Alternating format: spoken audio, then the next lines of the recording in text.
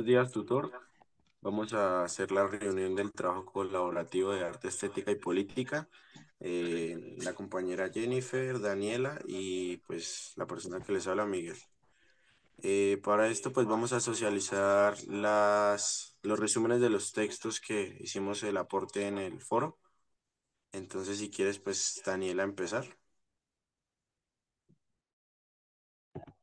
Vale, muy buenos días para todos. Voy a iniciar con el primer resumen. Yo elegí el Manual del Alquimista de Preparación Artística de Luis Cadnicer. Eh, en este, en su Manual Alquimista de Preparación Artística, propone una ruptura radical con los métodos tradicionales de enseñanza artística y no se trata de un llamado al caos, sino de una invitación a desmantelar las estructuras jerárquicas y los dogmas que limitan la creatividad. El autor critica la pasividad del estudiante que se limita a recibir información y aboga por un aprendizaje activo y autónomo donde el artista se convierte en su propio maestro.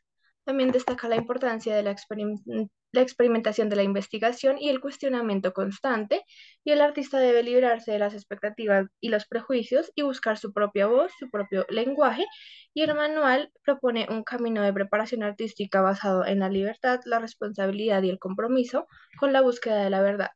En este mundo donde el arte a menudo se ve reducido a mercancía, Knizer nos recuerda que el verdadero valor del arte reside en su capacidad para transformar la realidad y desafiar el status quo.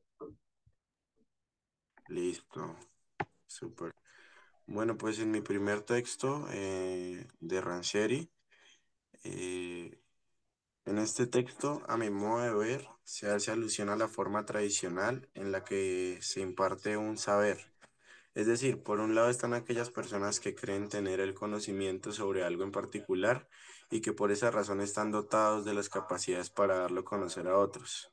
Aparentemente poseen el conocimiento y creen que los demás pues no lo tienen y por eso mismo los pueden, digamos, adoctrinar. Esta relación se va en varios sectores, tanto en las relaciones interpersonales como en orden a diferentes jerarquías dentro de la sociedad.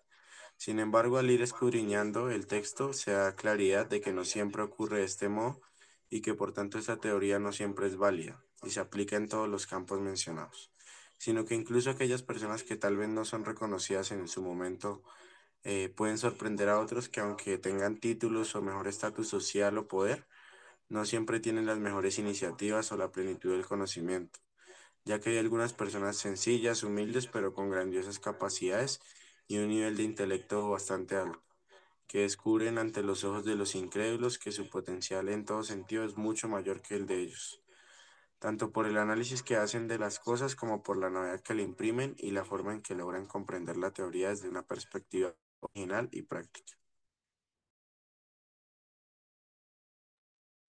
Bueno, para esta pregunta, el texto que seleccioné, igual que a mi compañera, fue el Manual Anarquista de Preparación Artística de Luis Canitzer. En este texto, Canitzer cuestiona la estructura tradicional de la educación artística, argumentando que se enfoca en la preparación, en la profesionalización y adaptación del mercado.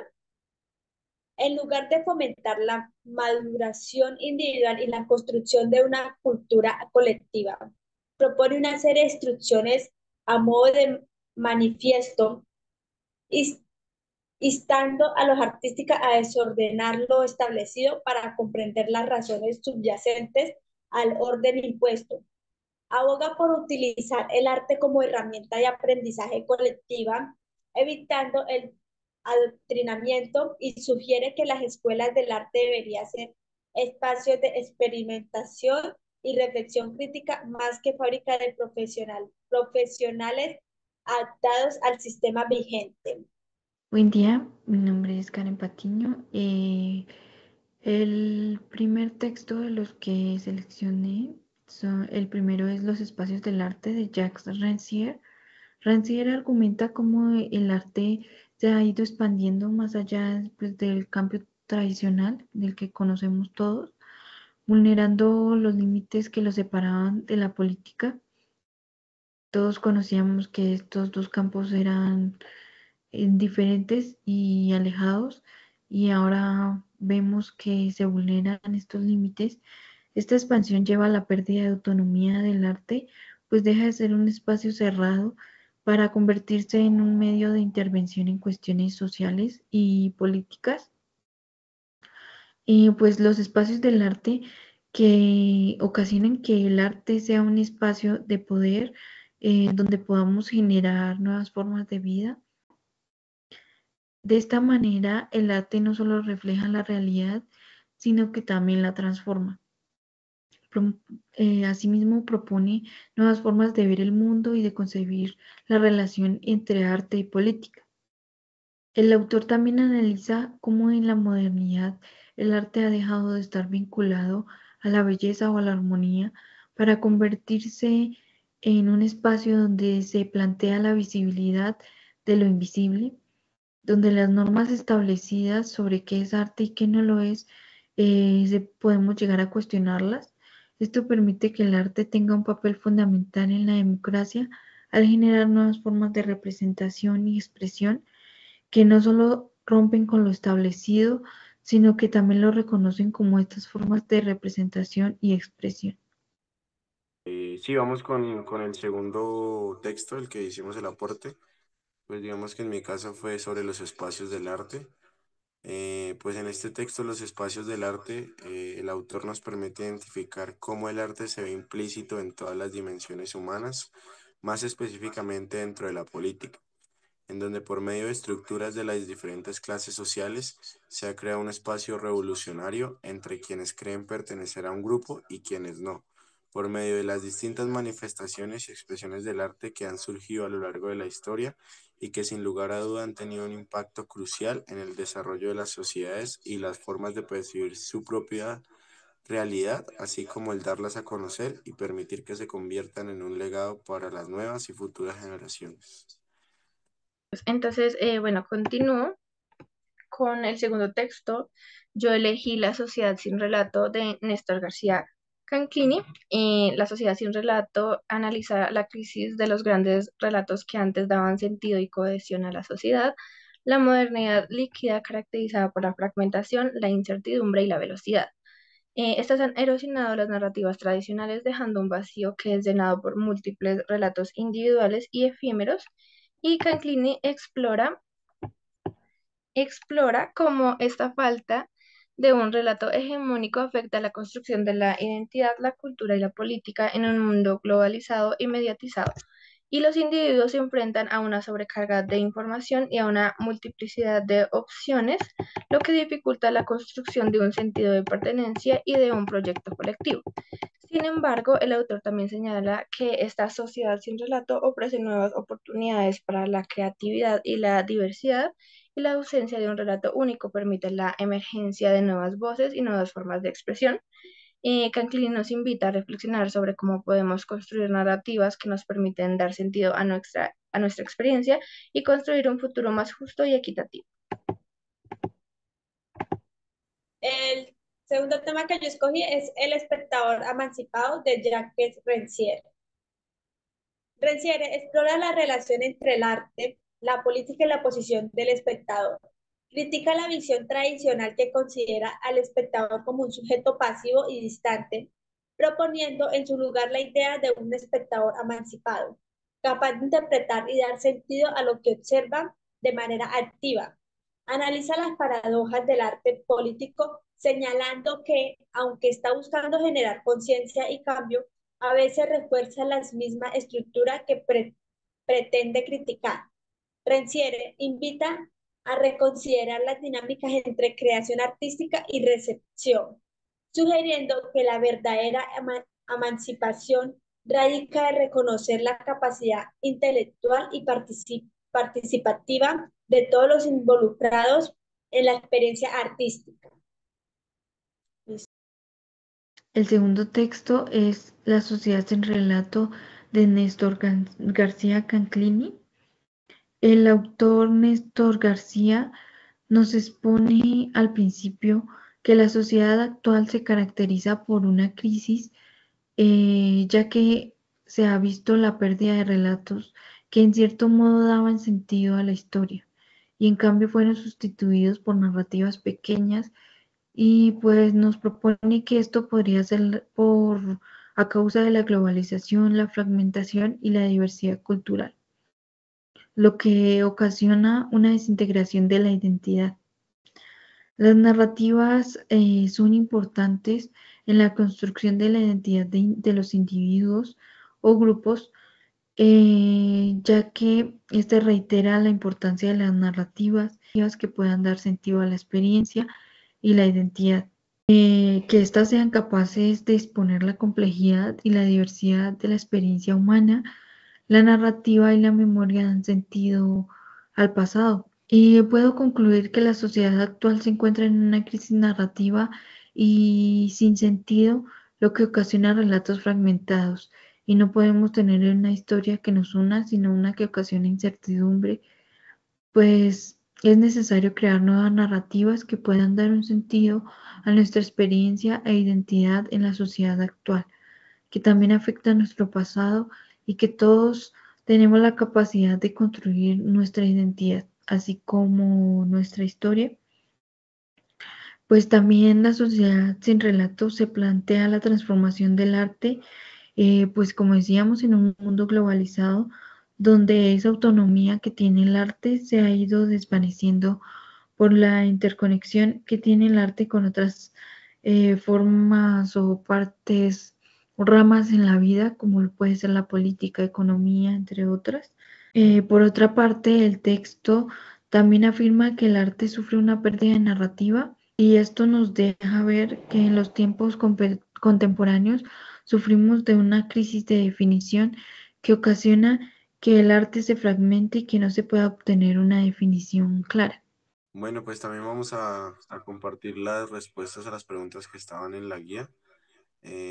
La primera es de cómo se relaciona la pérdida de la autonomía del arte con su expansión más allá del campo propio y la transgresión en el campo de lo político. Vale, voy a darle respuesta a mi pregunta y seguimos con los compañeros. Bueno, la pérdida de autonomía del arte permite que ésta deje de ser un objeto aislado o de contemplación pura y se convierta en un agente activo dentro de contextos políticos y sociales. Por ejemplo, cuando el arte se traslada al espacio público, como ocurre en los muralismos o el arte callejero, se enfrenta directamente con el entorno social y sus problemáticas. Kanitze resalta cómo el arte debe desorganizar lo establecido y transgerir los límites para crear conciencia colectiva, mientras que Rancière señala que esta ruptura de la autonomía permite que el arte dialogue como lo político al cuestionar lo que se ve y lo que se invisibiliza. La respuesta a la primera pregunta es la pérdida de la autonomía del arte. Es la idea de que el arte ya no se distingue como algo independiente y alejado de las influencias sociales, políticas y económicas, lo que puede ocasionar que el arte se quiera expandir. Pues digamos, antes los artistas podían crear libremente sin que sus obras estuvieran sometidas a intereses externos. Y pues la transgresión en el campo político es una forma en la que podemos reconocer que el arte no solo refleja la realidad, sino que además tiene la capacidad de cuestionarla o cambiarla, y que está ligada y se asocia con la realidad de la sociedad y los problemas. Esto lo que hace es que sea una herramienta de crítica y que pueda transformarse. Mi respuesta a la primera pregunta sería que la pérdida de la autonomía del arte se manifiesta cuando éste se ve condicionado por factores externos como el mercado, la política o las instituciones, y esta pérdida de autonomía impulsa al arte a buscar nuevos espacios de expresión y expandiéndose más allá de los límites tradicionales como galerías y museos. Y esta expansión conlleva una transgresión del campo de lo político, ya que el arte se convierte en una herramienta para cuestionar el poder establecido y denunciar las injusticias sociales. Listo. Pues la mía es un poco similar a la de Daniela. En el momento en el que el arte es incorporado a las distintas dimensiones humanas, pierde su total autonomía, ya que su reconocimiento y apreciación no depende ni es en sí solo por su propia esencia, sino que surge a partir de la utilización en aspectos de tipo pedagógico, social, moral como económico. Es allí donde al insertarse dentro de las estructuras políticas, muchas veces calculadas por intereses y manipulaciones, en donde el arte se convierte en una bandera discutida, pues al transgredir las normas establecidas propone cambios radicales que tienen impacto a nivel de toda la sociedad. Bueno, la pregunta 2 es, ¿cuáles son las paradojas del arte político que plantean Rancière y qué reflexión propone acerca de la eficacia estética? Bueno, en cuanto a la segunda pregunta, yo creo que Rancière plantea que el arte político se enfrentaba a la paradoja de buscar la eficacia política a través de la eficacia estética, y sin embargo la belleza o la conmoción estética no garantiza un impacto político real.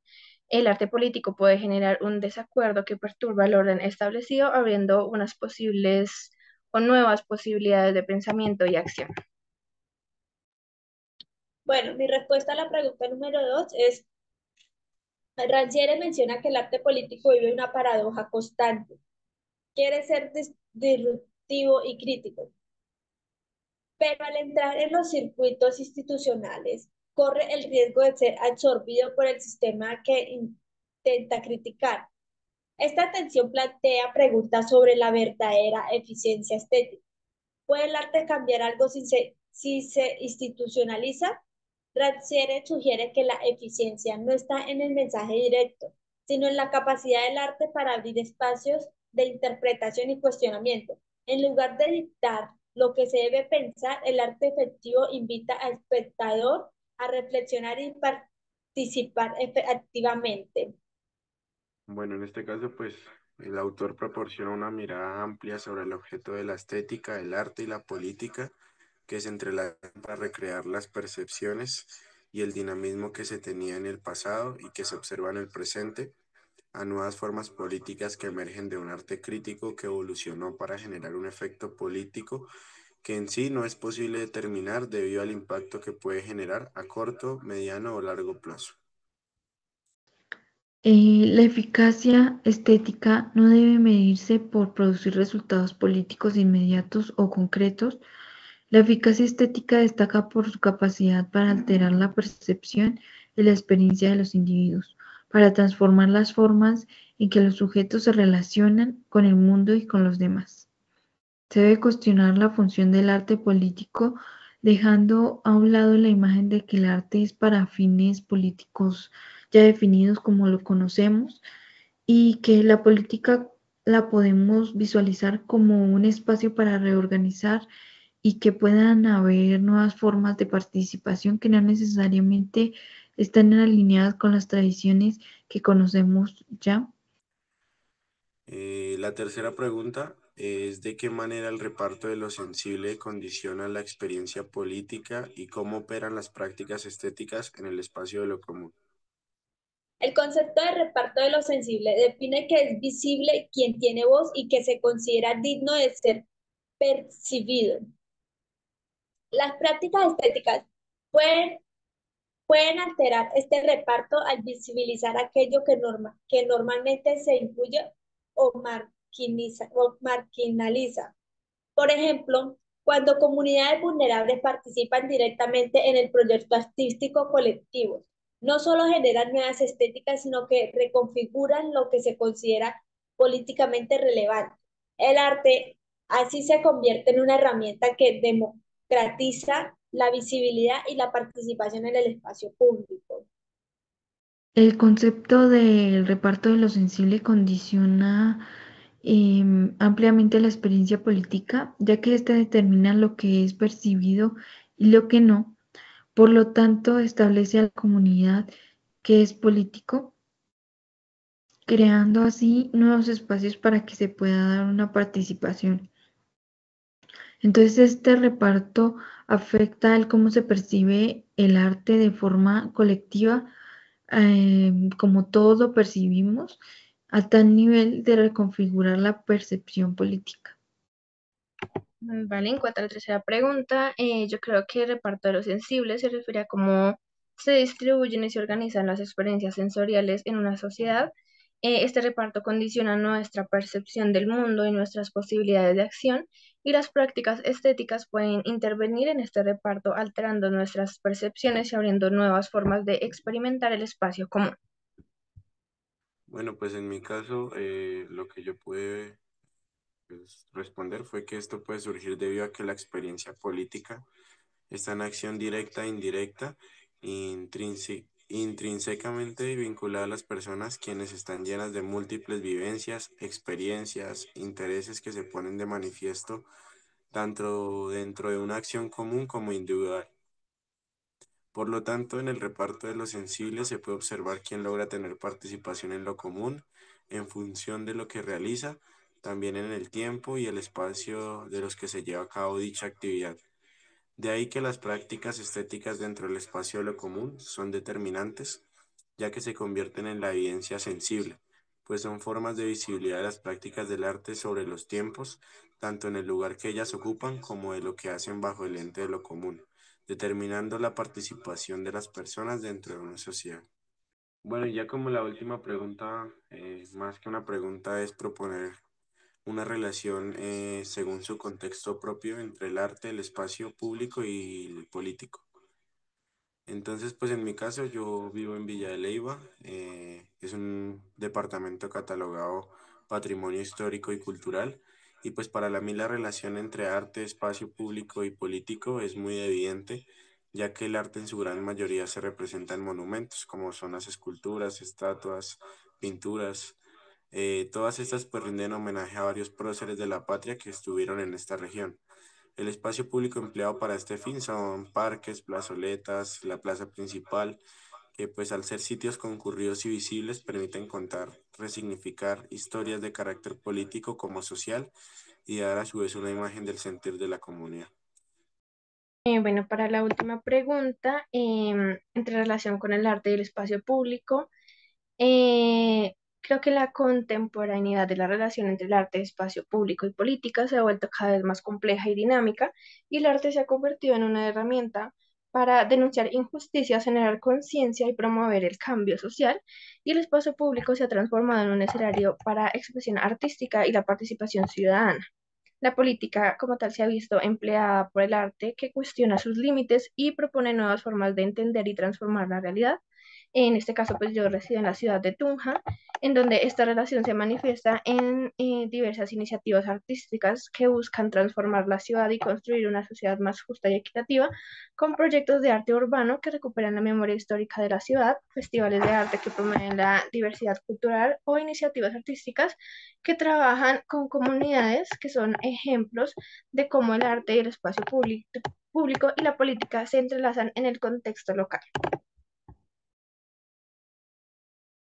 En la ciudad donde vivo y crecí, muchos artistas deciden hacer sus muestras de arte en la calle, así como pintores, escultores, músicos, que deciden usar los espacios públicos por falta de espacios donde realizar y desempeñar sus talentos y ofrecerlo desde la política. También podemos ver que desde la política se sanciona ocupar el espacio público dentro del centro histórico. Dando respuesta a la pregunta número 4, la última pregunta. En esta ciudad, el arte en el espacio público ha sido clave para expresar tensiones políticas y sociales, como son los grafitis y murales se convierten en voces colectivas que denuncian injusticias o conmemoran eventos históricos, resignificando el espacio público. Además, durante manifestaciones o protestas, intervenciones efímeras como performances o pancartas artísticas también ocupan el espacio, creando diálogos entre el arte y la política. En este contexto, el arte deja de ser solo contemplativo y se convierte en una herramienta de lucha y memoria colectiva. Pues bueno, ya digamos que escuchamos los aportes de cada uno. ¿Tú en qué ciudad tienes, Jennifer? Sogamoso. Sogamoso. Listo. Entonces, pues bueno, yo siento que nos queda a todos un conocimiento importante de lo que es pues ese arte y todo el tema de cómo se ha relacionado según los lugares en los que estamos. Por ejemplo, ya de Tunja aprendimos que el tema de los grafitis es una manera pues de de expresar el malestar hacia un gobierno, pues lo que tú nos expresaste de Sogamoso y en mi caso pues Villa de Leyva, que es más que enfocado a lo histórico. Entonces pues gracias compañeros pues por la reunión, gracias tutor y pues esperamos que el trabajo sea de su agrado. Muchas gracias. Hasta luego. Gracias, esperemos que Gracias.